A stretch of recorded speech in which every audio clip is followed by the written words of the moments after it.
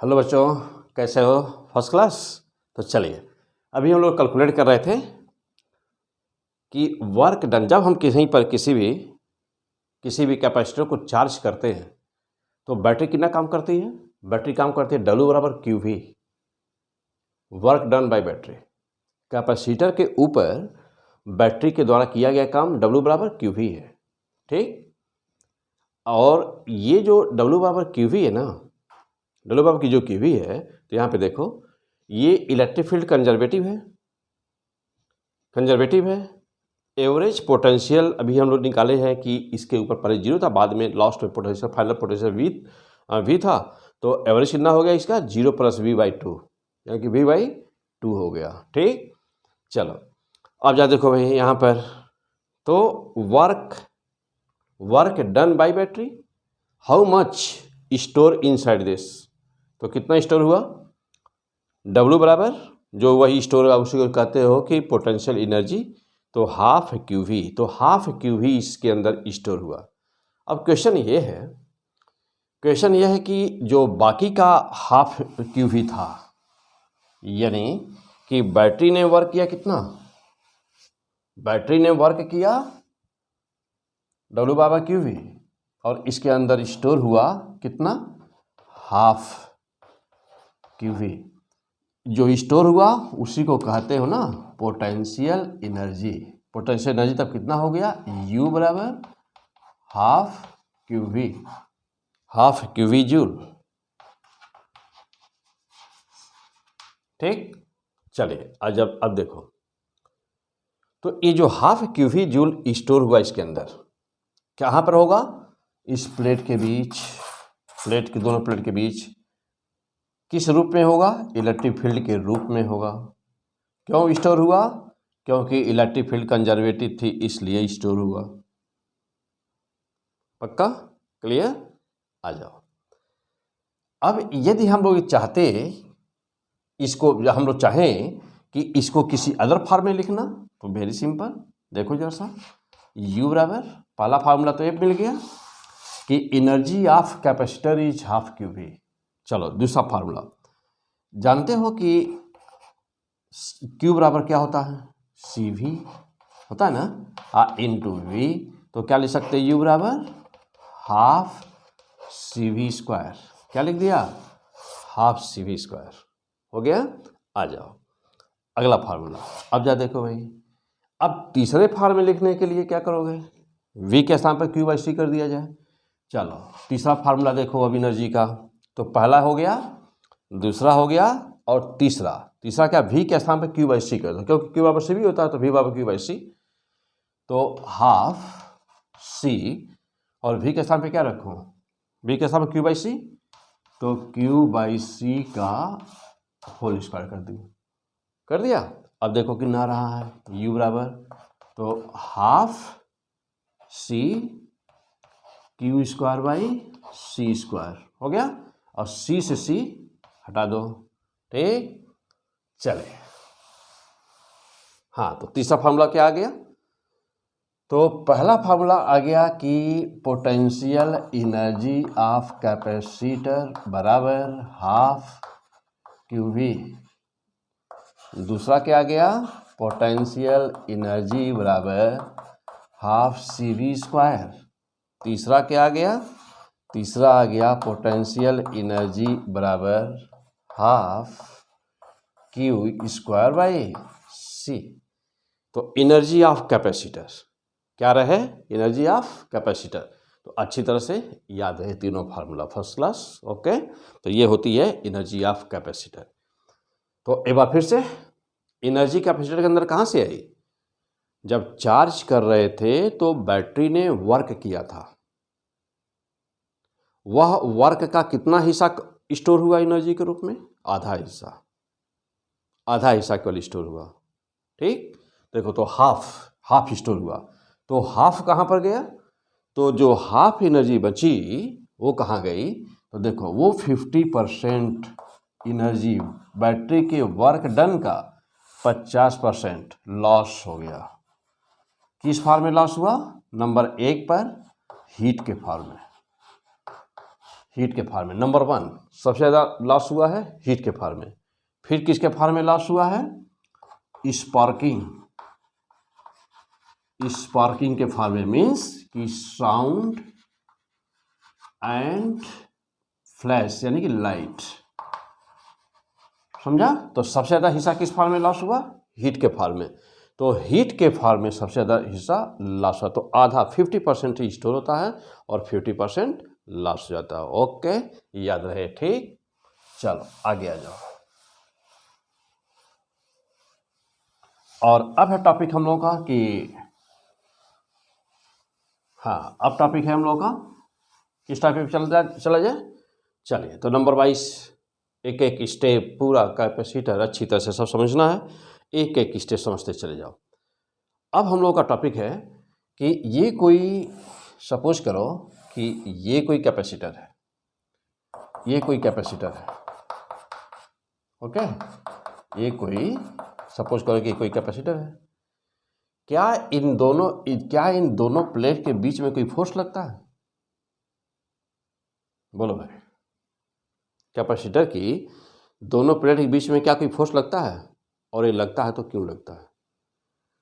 चलिए, ये प्लस है, ये प्लस है, चलो, और ये माइनस है, तो ये प्लस और आ जाओ, ये प्लेट क्या हो गई? माइनस।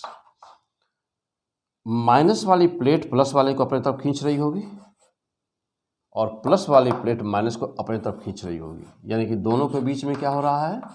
अट्रैक्शन। दोनों के बीच क्या हो रहा है? अट्रैक्शन। ठीक, प्लस क्यू चार्ज इस पर है, माइनस क्यू चार्ज इस पर है। अभी अभी हम लोग पढ़े हैं कि एनर्जी बराबर क्या होता है। तो पढ़े हो अभी एनर्जी बराबर कि यू बराबर अभी आया था हाफ क्यू स्क्वायर बाई सी, अभी आया था ना, हाफ क्यू स्क्वायर बाई सी। और फॉर कंजर्वेटिव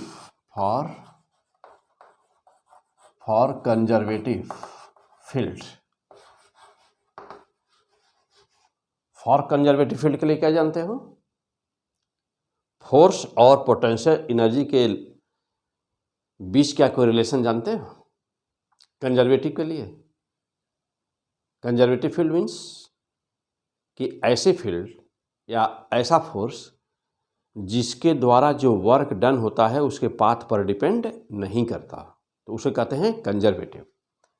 अब जा देखो भाई, जैसे हाँ एग्जांपल कोई इलेक्ट्रिक फील्ड, ग्रेविटेशनल फील्ड, ये क्या है? कंजर्वेटिव। तो अब आ जाओ, देखो इनके बीच क्या रिलेशन होता है? F बराबर minus D upon D R relation होता है। ओके, चलो, F बराबर, अब हम लोग को निकालना है कि क्या इनके बीच कोई फोर्स लगता है। तो हेडिंग क्या हो गई हम लोग की कि force between plates of capacitor, force between plates of capacitor. तो कैपेसिटर की दोनों प्लेट के बीच में कितना फोर्स लगता है हम लोग ये निकाल रहे हैं। चलो सॉल्व कर दो इसको, पहले पुट कर दो, minus D upon D R. तो आर को हम लोग यहाँ पर एक्स मान लेते हैं, तो दोनों प्लेटों के बीच की दूरी एक्स मान लेना, अच्छा रहेगा। तो डी अपॉन डी एक्स किसका? यू का, यू की वैल्यू रख दो 1/2 क्यू स्क्वायर अपॉन सी, रख दिया। चलो सॉल्व करो अभी इसको। F इक्वल टू 1/2 कॉन्स्टेंट है, बाहर निकाल लो, बाहर निकाल लिया 1/2। क्यू स्क्वायर कॉन्स्टेंट है, उसको भी निकाल दो बाहर, निकाल दिया। चलो अब क्या करना है? डी बाई डी एक्स किसका? D by D x 1/c, और c बराबर क्या होता है? 1/c। c बराबर क्या होता है? अब साइलन नॉट a बाई डी, और d है x, तो x ऊपर चला गया, अब साइलन नॉट a हो गया। चलो और आगे आ जाए, और आगे चला जाए, यहाँ तक क्लियर हो गया सब लोग? चलो अब आ जाओ, चलो अब ये डायग्राम हटा दें, डायग्राम बना चुके होंगे, कॉपी में बना लिए होंगे। चलो आ जाओ फिर और आगे चलते हैं। एफ इक्वल टू जो जैसे है उसे लिख दो, Q square upon two D by D x. अब जो कांस्टेंट है इनको भी निकाल दो। अब सरनाटे को बाहर निकाल दीजिए, तो डी बाई डी एक्स किसका, एक्स का, और एप्सिलॉन नॉट ए को निकाल दिए, 2 epsilon not A D by D x of x. ये इतनी चीज़ कितनी हो गई, इक्वल टू 1 हो गई। एक्स के सापेक्ष रिस्पेक्ट में डिफरेंशिएशन 1 हो गया, तो F equal to minus Q square upon 2 epsilon not A. This is the fantastic formula. तो कैपेसिटर की दोनों प्लेट के बीच फोर्स लगता है, और वो कितना लगता है, minus Q square upon 2 epsilon not ए। सवाल यह है कि ये माइनस होगा कि प्लस, बोलो। तो देखे हो कि फार्मूले से ही आया है माइनस, यहाँ से देखो, this is the fantastic equation ना।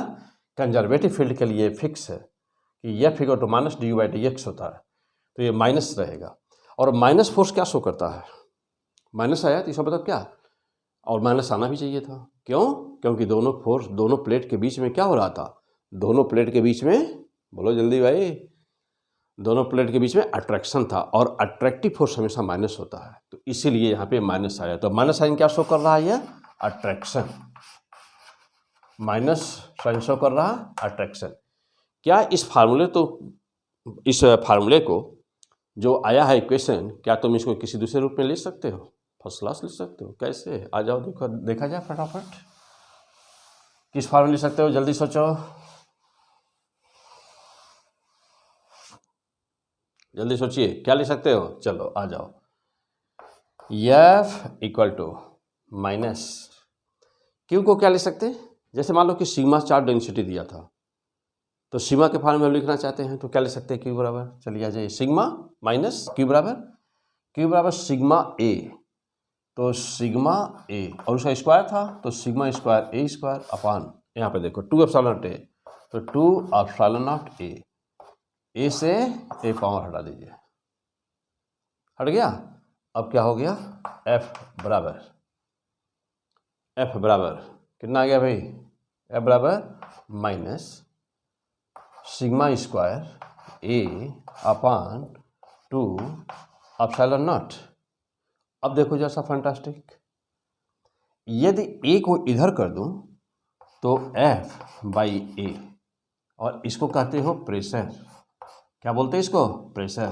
तो इलेक्ट्रिकल प्रेशर बराबर क्या आ गया, minus sigma square upon 2 epsilon not. Clear. अब माइनस साइन क्या शो कर रहा है, तो माइनस साइन तो नेचर शो कर रहा था, जब प्रेशर लिखेंगे तो माइनस को हटा देंगे, क्योंकि माइनस साइन तो शो कर रहा था, क्योंकि प्रेशर स्केलर क्वांटिटी है, तो अभी हम माइनस लिखने की जरूरत नहीं है, क्योंकि जो माइनस साइन है वो ये शो कर रहा था कि फोर्स अट्रैक्टिव था, तो इलेक्ट्रिकल प्रेशर आ गया। Clear, okay. चलिए, तो ये था हम लोग का टॉपिक कि force between the plates of the capacitor. अब आ जाइए और आगे, और आगे चलते हैं। जब हम लोग कैपेसिटर की प्लेटों के बीच में डाइलेक्ट्रिक स्लैब डाल रहे थे ना, जैसे मान लो सपोज करो कि ये कोई डाइलेक्ट्रिक स्लैब है, और ये कैपेसिटर है,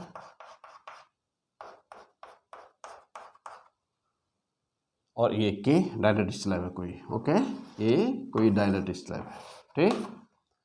तो जब डाइलेक्ट्रिक स्लैब इंसर्ट कर रहे थे इसके अंदर, तो यह इस बात पर डिपेंड करता है कि बैटरी कनेक्शन में है कि बैटरी कनेक्शन में नहीं है, वो इस बात पर डिपेंड करता है। मीन्स कि वोल्टेज कैसे बदला, यानी कि जो पोटेंशियल डिफरेंस को कैसे वेरी किया, इलेक्ट्रिक फील्ड कैसे वेरी करी, चार्ज कैसे वेरी किया, ये सारी बातें इस बात पर डिपेंड करती है कि पोटेंशियल यानी कि बैटरी कनेक्शन में है या नहीं।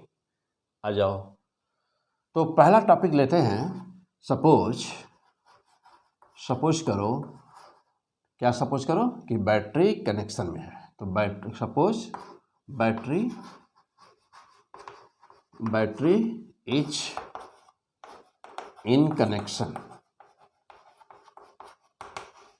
बैटरी लगी हुई है, मीन्स कि बैटरी लगी हुई है, ओके, बैटरी कनेक्शन में है।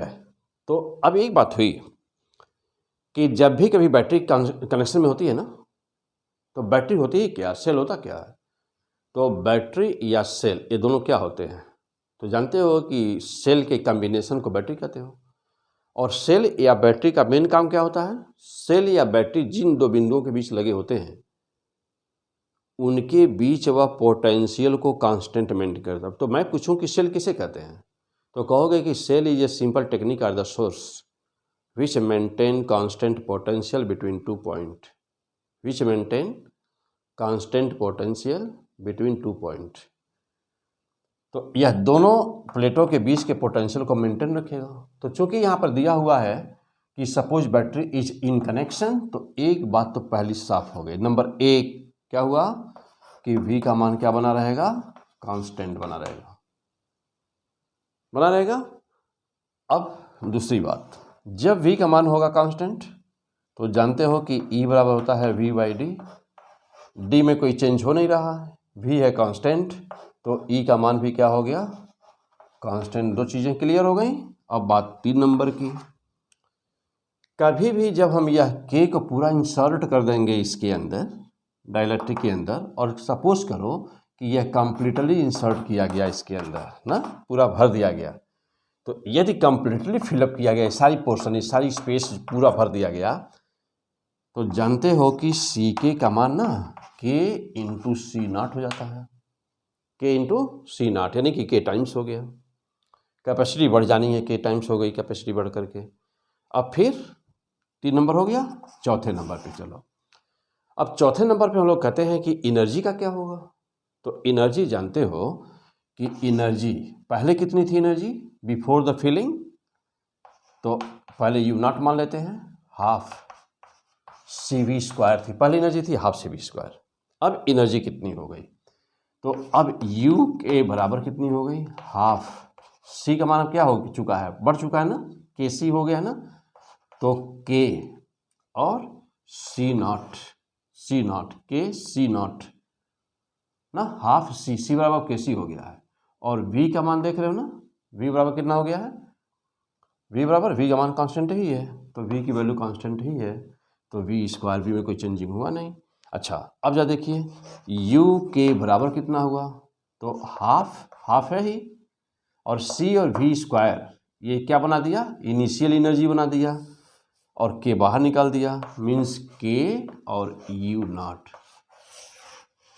ना। तो क्या हो रहा है, देख रहे हैं कि एनर्जी भी K टाइम्स हो गई, एनर्जी K टाइम्स हो गई।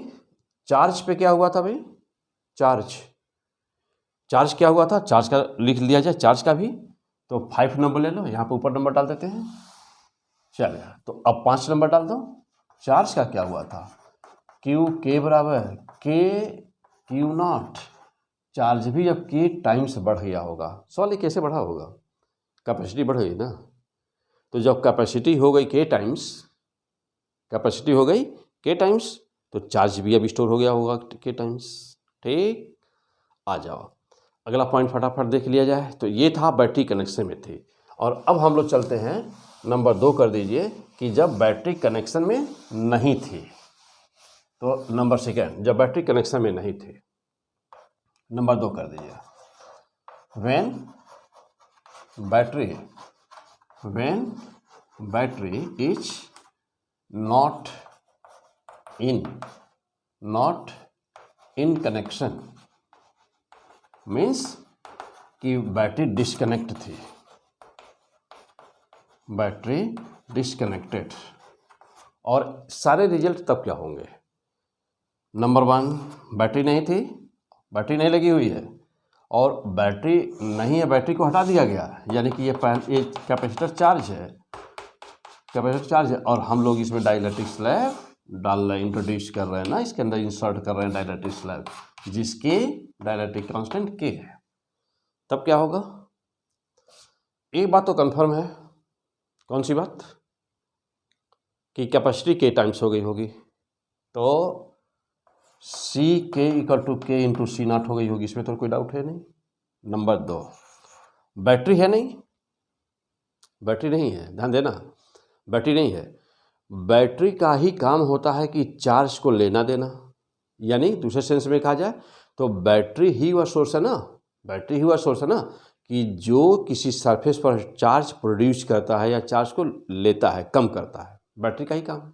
फॉर एग्जांपल बैटरी क्या करता है, इलेक्ट्रॉन को खींचता है तो पॉजिटिव चार्ज डेवलप होता है, और पॉजिटिव चार्ज डेवलप होता है और उसके सामने कोई प्लेट रख देते हो तो इलेक्ट्रोस्टैटिक इंडक्शन से उसमें नेगेटिव चार्ज उत्पन्न हो जाता है। ठीक, तो चूंकि बैटरी है ही नहीं तो चार्ज को लेगा देगा कौन, कोई है ही नहीं। तब क्या होगा, जो चार्ज पहले था वो चार्ज उतना ही रहेगा और कांस्टेंट रहेगा। इसका मतलब ये हुआ कि Q का मान क्या बना रहा, constant, no change, no change. अब आ जाओ 3 नंबर पर। 3 नंबर पे क्या हुआ भाई, जानते हो कि V बराबर V के बराबर ना, V बराबर क्या होता है, Q/C। तो Q कांस्टेंट है और C का मान इतना हो चुका है, K C नॉट हो चुका है, हो चुका है ना। और ये इतनी चीज क्या थी, ये इतनी चीज क्या थी, पहले का पोटेंशियल था, यानी क्या मिला हम लोग को, V के बराबर क्या मिला, V0/K मिला। अब 4 नंबर पे देखो, इलेक्ट्रिक फील्ड तब भी कितनी हो गई, जस्ट जब ये हुआ तो भी हो गया वैसे ही, E0/K। और क्या हुआ नंबर 5 पर, नंबर 5, अब पोटेंशियल एनर्जी का क्या होगा। देखो भाई पोटेंशियल एनर्जी, चलो 5 नंबर यहाँ लिख दिया जाए। पोटेंशियल एनर्जी कितना होगा भाई, तो पोटेंशियल एनर्जी बराबर होता है क्या, हाफ सी वी स्क्वायर, तो हाफ सी वी स्क्वायर होता है ना, ये पहले था इतना, अब कितना हुआ पोटेंशियल एनर्जी बाद वाली कितनी हो गई, तो हाफ सी हो गया है, के सी नॉट हो गया है। ठीक, ये पहले वाला है, हाफ के सी नॉट हो गया, ये सी का मान अब सी के स्थान पर के सी हो गया है और बी के स्थान पर V²/K² हो गया है। अब जा देखना, के से के कैंसिल और हाफ सी V² बराबर पहले वाली एनर्जी है, तो अब एनर्जी कितनी हो गई, देखिए पोटेंशियल एनर्जी बराबर कितना हो गया, पहले जितना था U0 और बटा K। ओके, तो ये था, जब कभी भी हम डाइलेक्ट्रिक स्लैब इंसर्ट करते हैं दोनों प्लेटों के बीच में, किसी कैपेसिटर में डाइलेक्ट्रिक स्लैब जब डाला जाता है तो सारी चीज़ें उसकी कैसे वेरी करती हैं। क्लियर, तो इस एपिसोड में क्या देखा आपने, पोटेंशियल एनर्जी कैसे वेरी करती है, बैटरी कनेक्शन में है कि नहीं है, सारी चीज़ें कैसे वेरी करती है, सबका चेक किया हम लोगों ने, और फिर क्या देखा कि दोनों प्लेट के बीच में फोर्स कितना लगता है। क्लियर, अब आज का एपिसोड इस एपिसोड को यहीं क्लोज किया जाए और फिर अगले एपिसोड में देखते हैं हम लोग, अब लेते हैं न्यूमेरिकल्स, तो जस्ट अगला episode numericals. Okay, best of luck. ठीक, फिर मिलते हैं अगले एपिसोड में। Okay, that's all.